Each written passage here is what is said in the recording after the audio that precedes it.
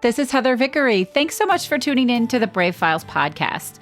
Women are often told to expect their life to be drastically different once they become mothers. But I've discovered that fathers don't always have that experience. In a world where working hard for gender diversity is important, and that's a world I want to live in, we need to understand that we have to prep everybody and support and train our boys and men just like we do our girls and women. There's a difference between how something looks on paper versus how it plays out in real life. In your head, you might know all the tips and tricks to handle a situation, but still feel completely helpless when that thing actually happens. Today's guest is Eli Weinstein. He's a social worker who began to experience tremendous anxiety after his daughter's birth. Eli was wholly unprepared for this experience despite his professional training, and it has led him to helping other men in ways that no one has ever supported or helped them before, and in ways that he didn't get the support and help that he needed. This week, we talked to him about the transition from talking the talk to walking the walk. Before we start, though, I want to share with you something that I'm super, super excited about. Registration is now open for the Brave Method Workshop. This is a hands-on, intensive workshop. It's completely free, and it's for anyone who's ready to take the brave leap personally or professionally. In this interactive and engaging workshop, I teach my Brave Method, which is the coaching platform that I've used to support hundreds of clients. If you're ready to make 2021 the year, then please join us. The workshop actually starts on December 8th, and you're going to see an entire community of people who are showing up, learning, and getting into action right there on the spot, and you can be one of those people. So visit www.vickeryandco.com to register, and I look forward to seeing you there. Curious, silly, and energetic. This is Heather Vickery, and you're listening to The Brave Files, stories from people living courageously. When we choose bravely in big and small ways, it powerfully elevates our lives. I hope these stories connect with you and encourage you to embrace bravery in every possible way, day after day. Together, we can build a movement of courageous living that enriches both our lives and our communities. And if you enjoy the show, I ask you to please share it with others. Maybe think of someone who you want to choose bravely right alongside you. Thanks for tuning in. Now here's the show. Hey, everybody. Welcome to this week's episode of the Brave Files podcast. This is your host, Heather Vickery. I am delighted to have you here with me today. And I am welcoming our guest, Eli Weinstein, to the show. He is a social work therapist who has been dealing with his own men's issues and now wants to help others do the same, along with a lot of other things. He's a really fun guy. I promise we're going to dig in on what these issues are, and it's going to be a really fun conversation. So, Eli, welcome to the Brave Files. Hey, thank you for having me. Really looking forward to this. You've been so sweet. You're a fan of the show, which is so lovely to see. So thanks for all the support you've given us throughout the last few months. No problem. All right. So I'm just going to get right to the meat of this. We have a lot of women who listen to this show, and they're probably scratching their heads right now and thinking, men's issues. Like, it's pretty damn easy to be a man, especially a white man in the United States, at least. So we all know that no human is without struggle, but I'd like to find out, what these issues specifically are and what led you to doing this kind of work.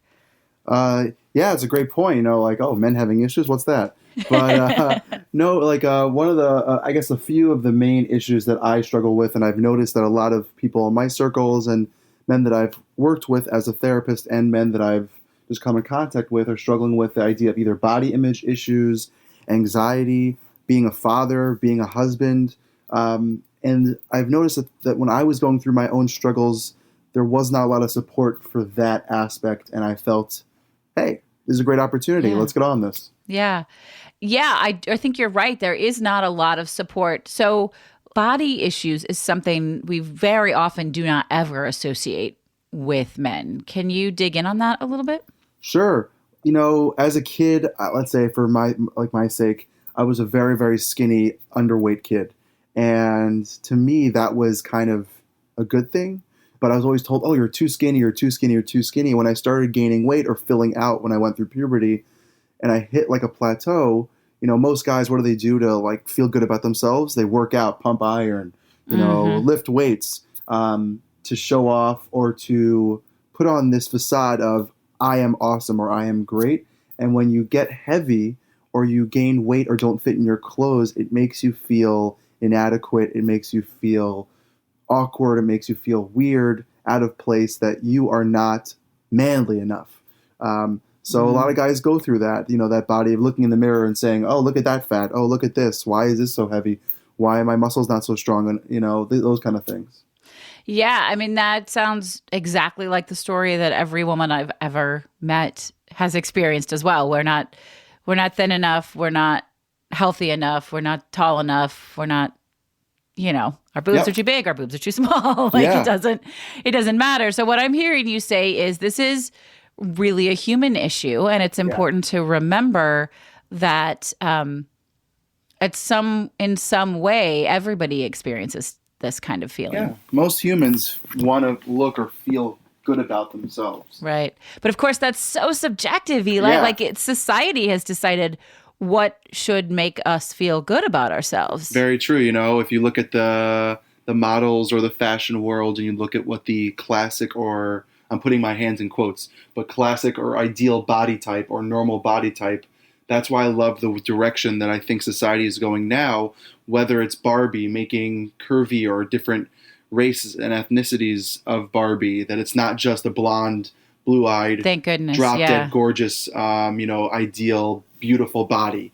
Inappropriate. Like she couldn't. I think there's been some proof that Barbie couldn't actually stand up straight. Like you cannot have a waist that small and a chest that large and stand up. Yeah, exactly. Right. It's not ideal. And then there are people who have had to have plastic surgery to look like that in the past. There are like crazy stories of women getting plastic surgery just to be the perfect Barbie.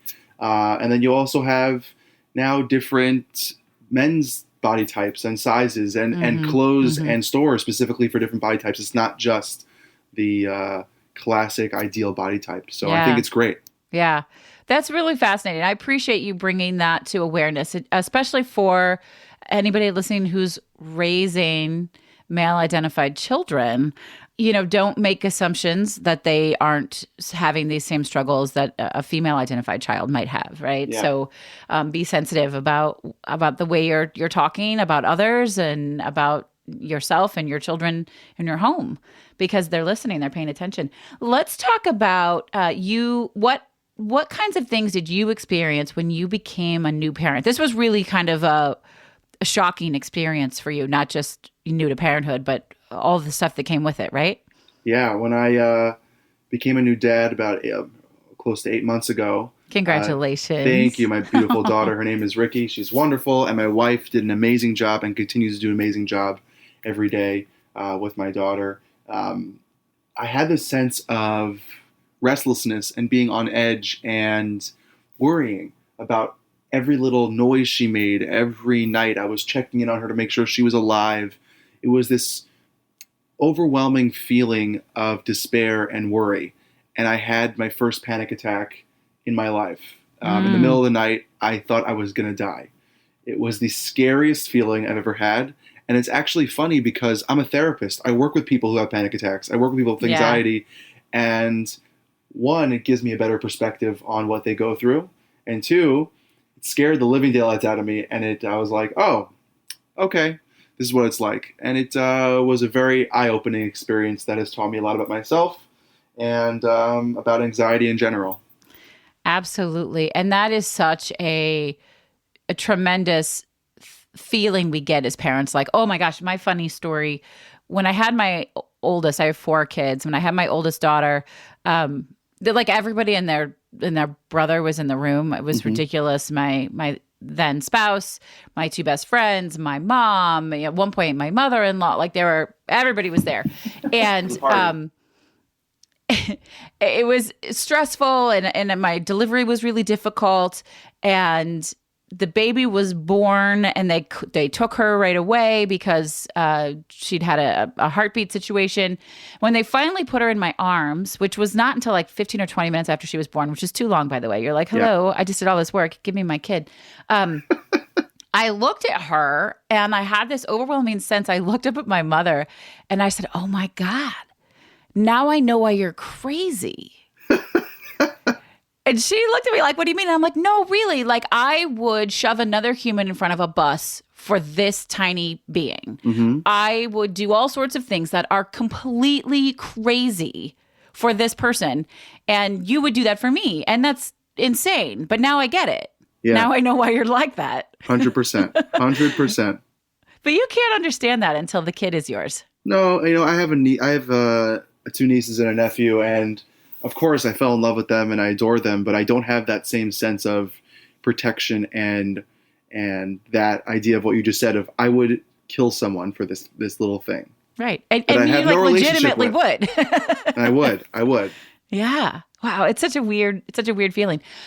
So the resources weren't available to you as a new dad. The feelings that you were feeling, were they hard for you to identify, even though you're a therapist? Because was it like not manly enough to be going through those emotions? Like what was so particularly difficult about that? I mean, obviously the feelings themselves were difficult, but the feelings themselves were difficult. But the feeling that I felt was I felt ashamed that, everyone talks about postpartum depression and postpartum issues for the woman who gives birth or whoever is dealing with that change. Which is important. And that's a chemical thing. Yeah. Yeah. And I was like, I'm always checking my wife. Are you okay? Is everything okay? How are you feeling?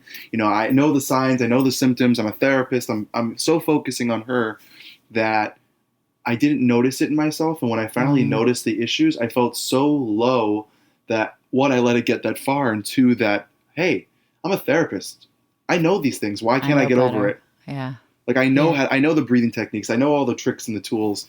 And that was where the shame came from. It wasn't the fact that I was a guy. It was the fact that I was a therapist. And on top of that, when I was looking for support online or support groups or social media outlets like Instagram and Facebook for people talking about this, there was one or two people that were talking about this. And I started posting about my struggles as a new dad. The feeling of maybe not, it's hard to say. I'm in love with my daughter now, but that feeling, my wife had this automatic connection with my daughter. And I didn't. And I felt so left out, and it was so hard for me. And I didn't see that representation. So I started posting about it, and I got so many messages from guys that I know. Oh my goodness, you go through this too? Thank you for putting that into words. I never thought of it that way. And it made me realize that I'm not the only one that's doing this and feeling this way and going through these emotions, and it needs to be talked about more. It does. And I really appreciate that. It's true for women who birth their children. And I think this is unique to women who carry their own children. We understand there are a lot of ways to have a family. The moment you find out you're pregnant, everything changes. The way you feel, obviously, the way you eat, the way you sleep, everything in your life is instantly shifted. And for the other parent, or even for parents who adopt, I think it doesn't happen. You don't have that 9 months to do that. And so there is that space between bonding. I remember my ex telling me that it didn't hit him like what a big, overwhelming responsibility this was and like what a big deal it was until he went to get the car to pull it up to take us home. He was like, I was walking to the parking garage and I'm like, oh, holy shit. What just happened? Yeah. Yeah. So there's a lot to that. And that's a really wonderful thing to be talking about for any parent who isn't the childbearing parent, because you are going to have to find different ways to connect, right? Yeah. So you started posting about this, Eli, and you've done some pretty cool things. Tell us about like how you're helping other people, talk about these things and work through them and sort of change the global dialogue on it. I'm just trying to reach out to more people, connect with people like yourself who do an amazing job and have wonderful platforms, and just try to talk about it. That's all I'm trying to do is just talk about it, whether it's a cute post, whether it's a real post, serious post, sad post. Just put it out there. And if it happens to help one person or two people or as many people as it can, that makes me very happy because I know that people are going through this issue and it needs to be discussed. Whether anything comes out of it, great or not, it's all wonderful and all good just to help one person. And, it's just, it's a journey. It's a real big journey. Yeah, it is a really big journey. So what are the formats? Where can folks get in on this conversation with you? Or if they want to reach out to you, where are you talking to people? So I'm talking to people on Instagram at elevation_LMSW. I'm talking to people if they want to bring me out and hire me to speak. That's cool too. But that doesn't always happen as much. And sometimes people message me on Facebook, through my website, all those different ways. People are reaching out to me and just talking to me about it. I remember when I started discussing certain things with actually getting pregnant with IVF, a few people reached out to me. Oh my goodness, I have 5 friends who are struggling with infertility. Can they reach out to you? And the answer to me is of course. Whenever they're ready, if they ever want to, I'm always there. So that's what I'm trying to do a little bit more. Yeah, I love that. That's really cool. As you've gone through these things and experienced them yourself and then started to talk publicly about it, what would you identify as sort of the biggest struggle? I would say the biggest struggle for me is getting the message out there bigger and stronger and reaching more people and letting the topic be something to be talked about, not just from my perspective, from more people's perspective, whether it's moms or dads. Because you know what? There are so many parenting things out there. Parenting is hard. It is. It is hard. It's a lot of responsibility it's too, so much right? responsibility. Like, you don't want to fuck this up. Yeah, because it's a child, and they can't, like, my baby cannot do things on her own, And when she can, she still needs our help, and that's wonderful. That's the beautiful part of life. And parenting is magical and amazing, but it's tough. So there's so many things on parenting and so many support groups. Being a father is very hard. Being a human is hard. So just having discussions about it and just talking about it more and having other people talk about it is the best thing possible. Yeah, I love that. If you were to identify, kind of a pleasant surprise or silver lining from going through these challenging things for yourself, what would they be? Oh, wow. It would be that I'm a lot stronger than I thought I was. Yeah. I have learned to be a better person, a better man, a better husband, and just all around different perspective on life. The way I look at politics, the way I look at the world, the way I look at everything that comes my way is totally changed based on those experiences that I've gone through and has really impacted, I hope, myself for the future. It's great. Yeah. Yeah, I love that. We can do hard things. Yeah, we can. And I remind my clients and my children all the time, not only can you do hard things, you are doing them. You're doing them right now. Yep. Because life is complicated. It's hard. So what I love so much about what you're doing is, and we're really, I think, as a society, moving away, hopefully more rapidly even than I realized, from a very toxic masculine society, which is dangerous to everybody. It's dangerous to male identifying people. It's dangerous to female identifying people, right? Because the fallout from that is just tremendous across the board. And the work that you're doing, these conversations that you're having are showing, everyone is human, everyone struggles, and that's okay.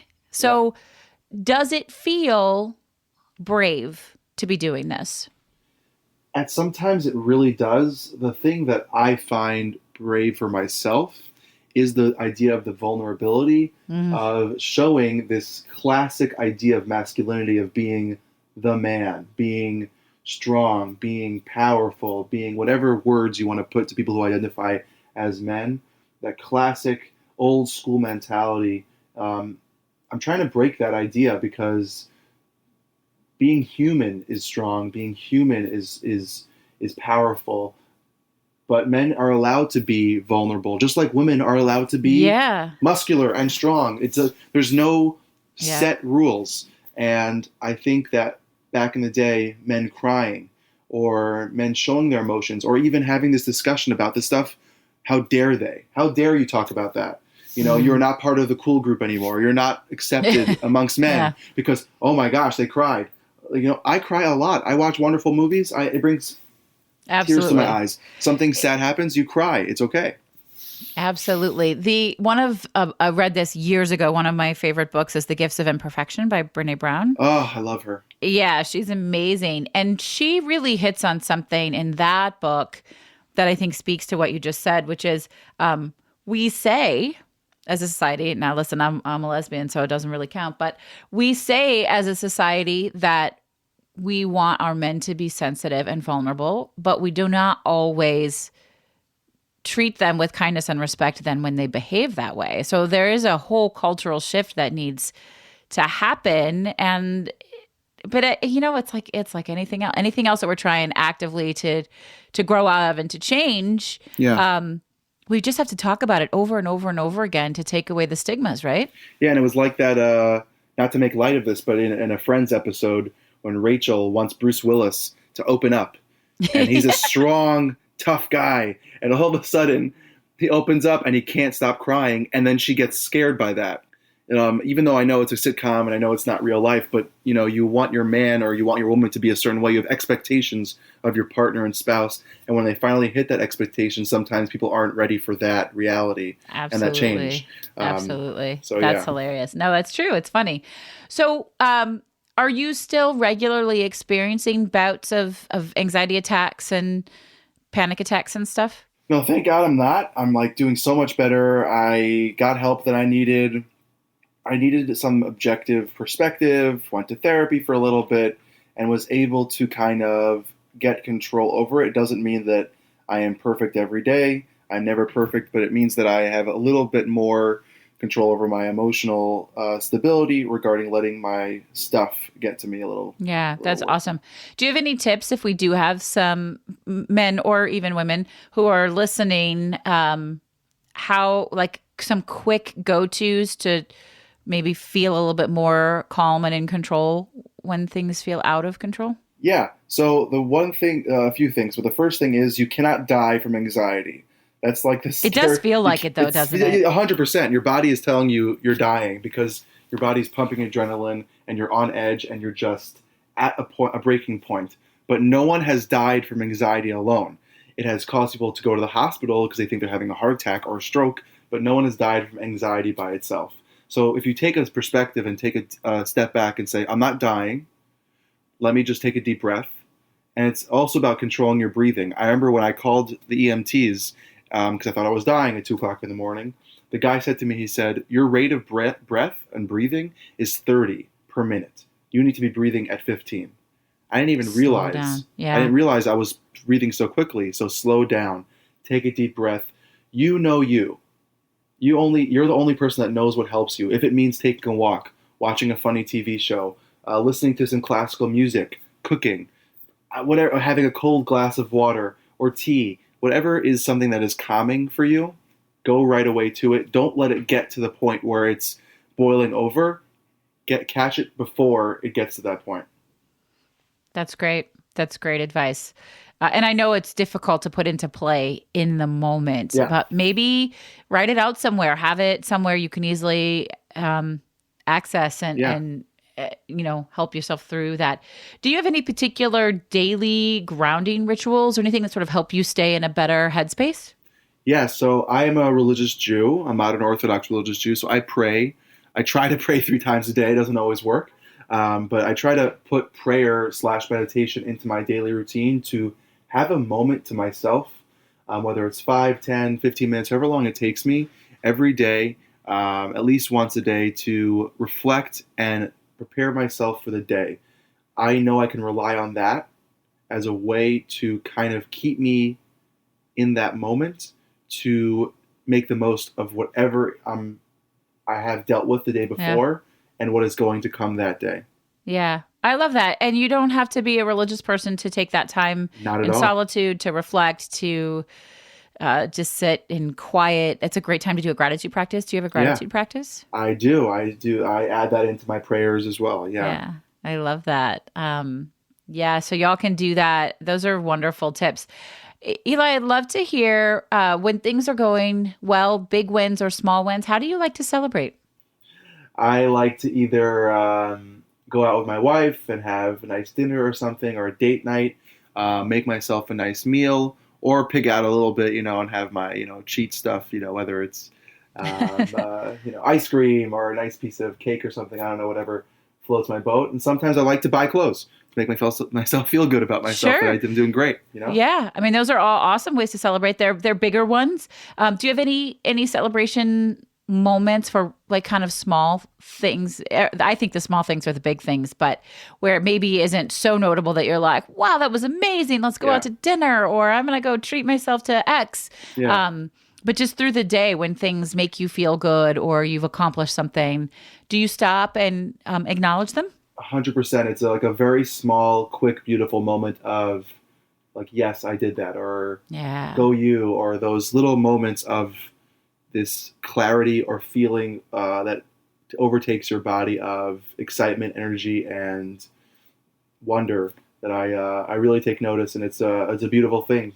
Yeah, really I think it is. And I do believe, based on all the people that I've worked with and all the people that I've talked to, that folks who take the time to do that tend to have a slightly better handle on anxiety and just, they're more intuitive. They slow down and just pay attention to what's happening. And we have a more realistic view of the truth when we do that. 100%. Yeah. Yeah, that's really cool. Eli, I'd love to hear from you. What is your favorite charitable organization to support? So I love to give money to any organization. Specifically, it's called either HASC or Yachad. It's a Jewish organization that deals with people suffering from mental and physical disabilities. Cool. It is something that I am very passionate about. My wife was involved with organizations like that in the past. And these organizations give them opportunities that everyone deserves and lets them have a life that is as wonderful as it can be. Yeah, I absolutely love that. So listeners, as always, I'm going to ask you to get to know them. We'll put their link in the show notes. They'll be Charity of the Week for us. And whatever you can give, whether that's time or money, social media likes and shares, whatever that is, let's do that. Let's come together. This is my call to you. Let's come together as a global community to lift each other up and support each other. So thank you so much for sharing that with us, Eli. No problem. Will you share your 3 words with us one last time? Curious, silly, and energetic.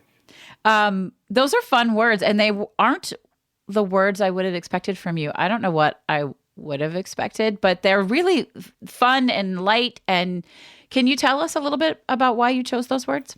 All my life, I've been a curious child. I like to take things apart and see how they work. I like to know what goes into making something happen. I love reading. I love searching and, me too. Just finding. And I am a pretty silly person. I like to joke around. Doesn't mean I'm not serious. Like with my daughter, I'll dance and do the wackiest things just to make her smile. Even with my wife and my family or friends, it's just something that I value about myself. And the energetic piece is that, friends tell me that I could talk to a wall if I need be. Like I have this just That's awesome. energy. Like that's just one of my talents. If they put a face on a wall, I could last for hours just talking to the wall because I have this energy that is welcoming, loving, and caring. That is something that has always been something that I've always done. That's so cool. Yeah. And how do you bring silliness into the work that you're doing?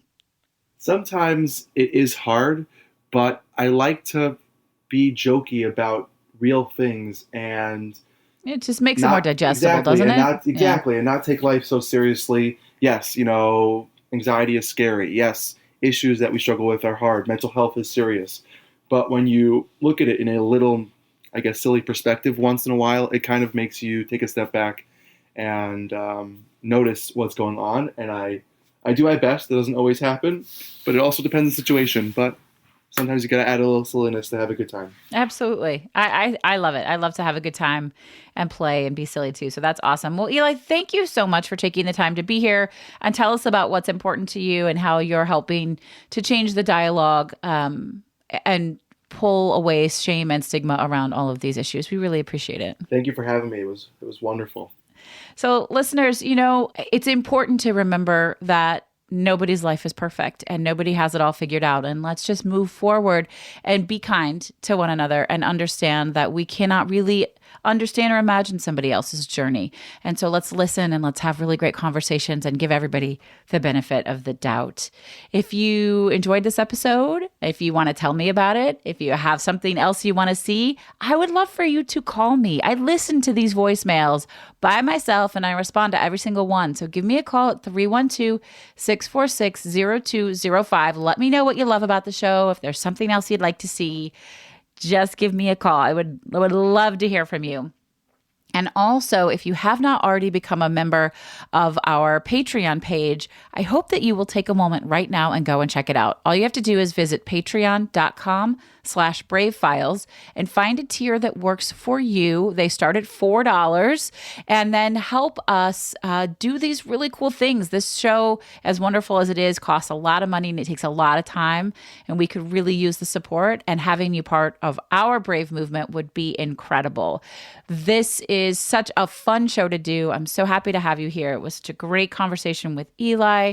I hope you're going to go out and have a wonderful rest of the week. This is Heather Vickery reminding you today and always to go out and choose bravely. Hey friends, I want to share something really exciting with you. We already know you enjoy listening to podcasts because you're listening to this one, but I'm also betting you enjoy audiobooks. And hey, listen, if you don't already enjoy audiobooks, then it's time to check them out. That's why I'm really excited to share Libro.fm with you. They are an incredible new platform for listening to audiobooks. And by choosing Libro.fm over other audiobook services, you are supporting a local bookstore of your choice and investing in your local community. Libro.fm offers over 150,000 audiobooks via their primary platform, which, by the way, they built with love and from scratch because they're a small business also. They even offer bookseller recommendations for great audiobook options. You can sign up right now via www.vickeryandco.com/LibroFM. That's vickeryandco.com/LIBROFM. And when you do, you'll get one free audiobook of your choice, and the proceeds will go to your favorite local bookstore. Now, check what I just said there. You're going to get a free book, and the proceeds are still going to go to your local bookstore because Libro.fm makes sure that their booksellers get paid even when they give a promo to customers. I've listened to over 20 audiobooks this year alone. I especially love listening to memoirs read by the author, and it feels great knowing that all of my purchases support my local bookstore, The Book Table, in Oak Park, Illinois. Libro.fm. The same audiobooks, the same price, but a completely different story. Check them out right now at vickeryandco.com/LibroFM.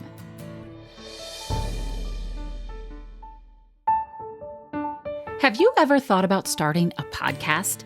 Maybe you've had this thought and then quickly shut it down because who has the time? Or you don't know how, or gosh, it just all seems too hard. If you have something to share with the world, we want to encourage you to get your message out. The world needs to hear it. Did you know that 50% of all homes are podcast fans? If you've ever wondered about having your own podcast or how it can increase your business or get your message across, then please join me and the other experts from the Podcast Power Academy for our monthly free Q&A session. It's called So You Want to Start a Podcast? This casual live conversation will help you understand how podcasting can be a great decision, why now is the best time to get started, and how to get into action with it. Visit podcastpoweracademy.com to learn more. You've been listening to The Brave Files, stories of people living courageously. To learn more about the show, find our show notes and full episode transcripts, or to get some great bonus content, visit thebravefilespodcast.com. And we would love to know what you think of the show. You can give us a call at 312-646-0205. Let us know your thoughts on the episode, the show in general, or maybe share with us how you're out choosing bravely. This episode is brought to you by Vickery & Co. Success Coaching. Coaching that helps you maintain a life well lived and a business well run. Learn more at vickeryandco.com. Our music was created and produced in a custom collaboration with Matt Lewis from ML Creative Consulting, a boutique firm dedicated to helping clients identify their unique sound and amplify their brand with custom delivered soundtracks. We couldn't do any of this without our extraordinary audio engineer, Andrew Olson. Learn more about him and check out his work at findandrewolson.com. And special thanks to everyone on Team Brave, from our producers, associate producers, copy editors, writers, and support team. Special thanks to Molly, Mary, Kim, Sabra, and Sabrina. I'm your host and executive producer, Heather Vickery. Thanks for tuning in, and we'll talk to you next week.